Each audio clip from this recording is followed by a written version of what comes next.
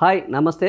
ఈరోజు వీధి కుక్కల సమస్య సుప్రీంకోర్టును, సమాజాన్ని, మూగజీవాల ప్రేమికులను వేధిస్తుంది. ఒకవైపు మూగజీవాల మీద ప్రేమ, మరోవైపు ప్రాణభయం. ఈరోజు వీధి కుక్కల సమస్య మన వీధుల్లో ఒక యుద్ధ వాతావరణాన్ని సృష్టిస్తోంది. ఈ యుద్ధ వాతావరణం సృష్టించడం పైన సుప్రీంకోర్టు కీలక వ్యాఖ్యలు చేసింది. ఇప్పుడు అది అందరిని ఆలోచింపజేస్తుంది. మూగజీవాల మీద కరుణతో వాటికి అన్నం పెట్టే వాళ్ళ మీద దాడులు జరుగుతున్నాయి. ఈ దాడులు చేస్తున్నారంటూ ఈ మూగజీవాల ప్రేమికులు సుప్రీంకోర్టును ఆశ్రయించారు. ఇట్లా దాడులు జరగకుండా ఆదేశాలు ఇవ్వండి అని కోర్టును కోరారు. కోర్టు ఈ విషయంపై విచారణ చేసి దాడులు అనేది శాంతి భద్రతల సమస్య, ఇది ఖచ్చితంగా మంచిది కాదు, మీరు పోలీసులను ఆశ్రయించండి, దీని మీద సుప్రీంకోర్టు తీర్పులు ఇవ్వలేదని స్పష్టంగా చెప్పింది. అయితే ఇక్కడ నాణానికి మరోవైపు మూగజీవాల పట్ల ప్రేమ ఉండడం మంచిదే, కానీ మన యొక్క ఈ ప్రేమ, ఈ కరుణ మిగతా వాళ్లకు ఒక ప్రమాదంగా,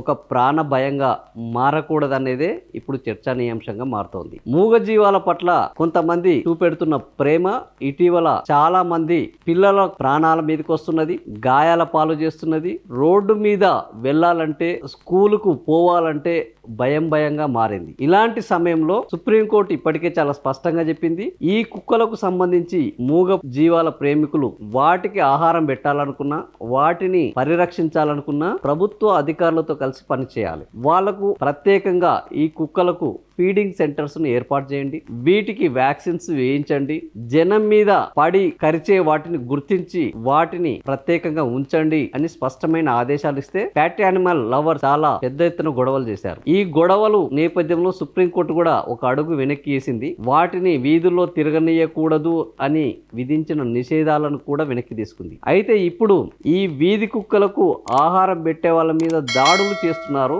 మా పిల్లల ప్రాణాల కంటే ఎక్కువ ఏదీ కాదని ఆ పిల్లల తల్లిదండ్రులు ఈ మూగజీవాల పట్ల ఔదార్యం చూపెడుతున్న వాళ్ళను ఇంకా బెదిరించే పరిస్థితికి వచ్చారు. ఇప్పుడు ఈ సమస్య మరింత తీవ్రమైంది. ఈ నేపథ్యంలో మూగజీవాల ప్రేమికులకు, అదే విధంగా ఈ వీధి కుక్కల దాడుల పాలవుతున్న తల్లిదండ్రులకు సుప్రీంకోర్టు ఒక మధ్య మార్గం నిర్దేశిస్తున్నది. ఏంటంటే, మన యొక్క ప్రేమ ఇతరుల ప్రాణాల మీదకి తీసుకొచ్చే విధంగా ఉండొద్దు. అదే విధంగా మన ప్రాణభయం మూగజీవాలను చంపే హింస వరకు వెళ్ళకూడదు. సో దీనికి మధ్య మార్గంగా ఇద్దరు ఒక కమిటీని వేసుకొని ఈ మూగజీవాల సమస్యను చిన్న పిల్లల మీద, మహిళల మీద, ఒంటరిగా వెళ్తున్న వాళ్ళ మీద ఈ కుక్కల దాడులను ఆపడానికి ఒక మధ్య మార్గంగా ప్రయత్నం చేయాలి. దీనికి ప్రభుత్వము ఒక ఇంటర్వెన్షన్ తీసుకొని ఈ సమస్యను పరిష్కరించాలి తప్ప ఒకరి మీద ఒకరు దాడులు చేసుకుంటూ పోతున్నా, ఒకరి మీద ఒకరు నిందలు వేసుకుంటూ పోతున్నా ఈ సమస్యకు పరిష్కారం కాదంటుంది. సో